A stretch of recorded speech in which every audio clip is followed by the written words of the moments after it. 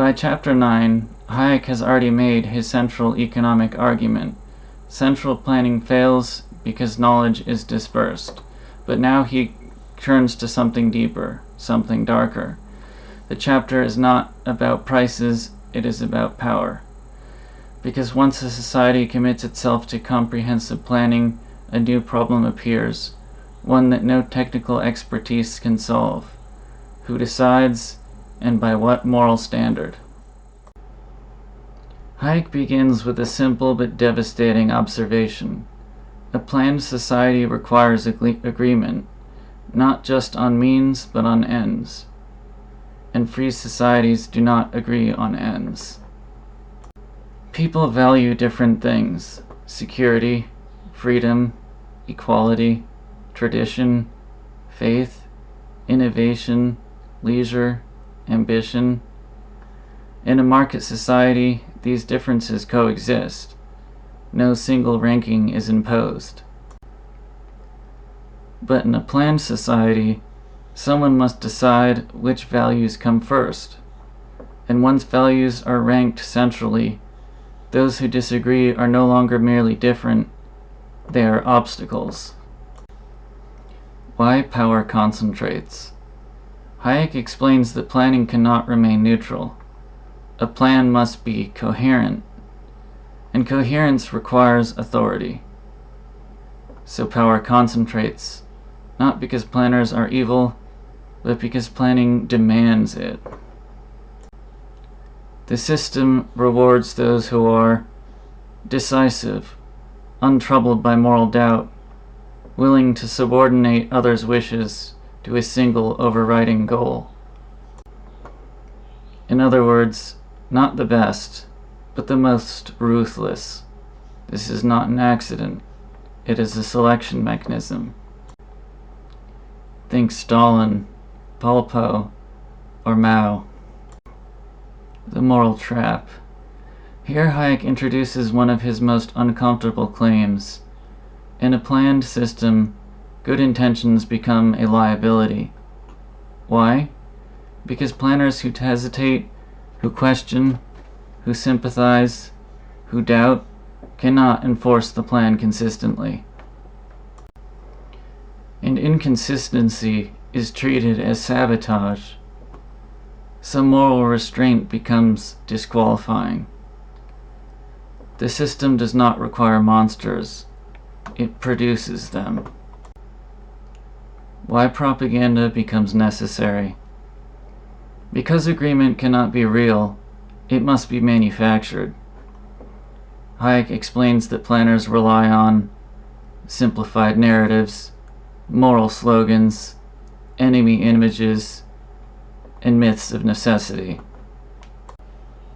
The plan must appear inevitable. Opposition must appear dangerous. Truth becomes secondary to cohesion. And soon, loyalty to the plan replaces loyalty to reality. One of Hayek's most subtle points appears here.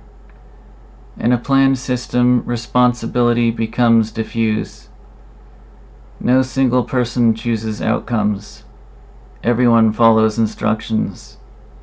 Each official can say, "I didn't design the plan.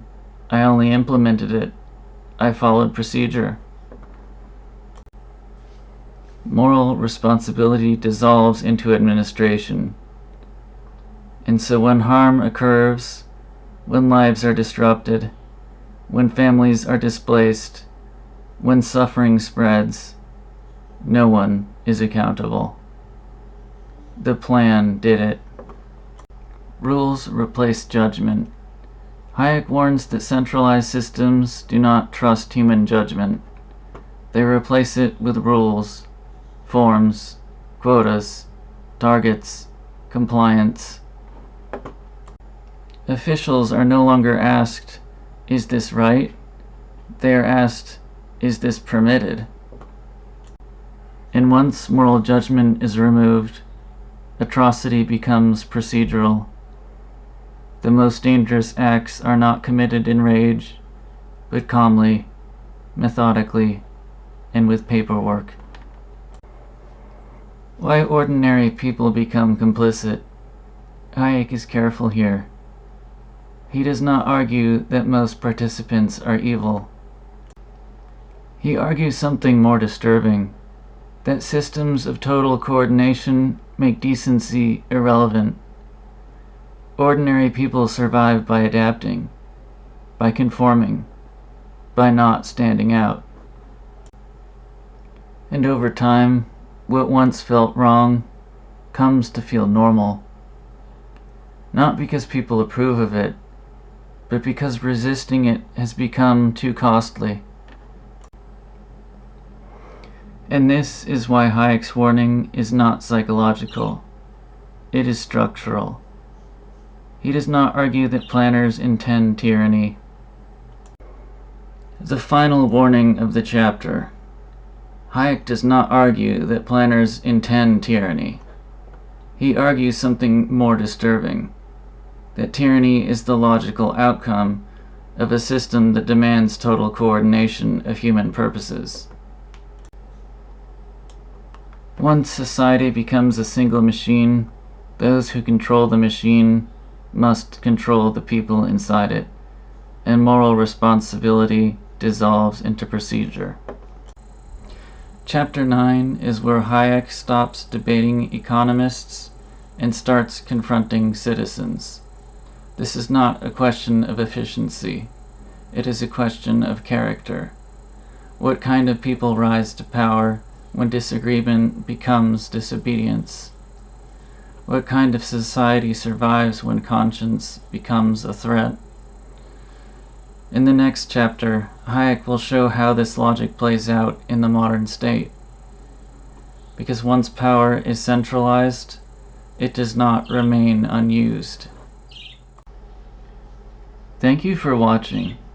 If you'd like to continue this chapter-by-chapter examination of the road to serfdom, please like the video and subscribe. The danger Hayek describes is not dramatic, it is gradual.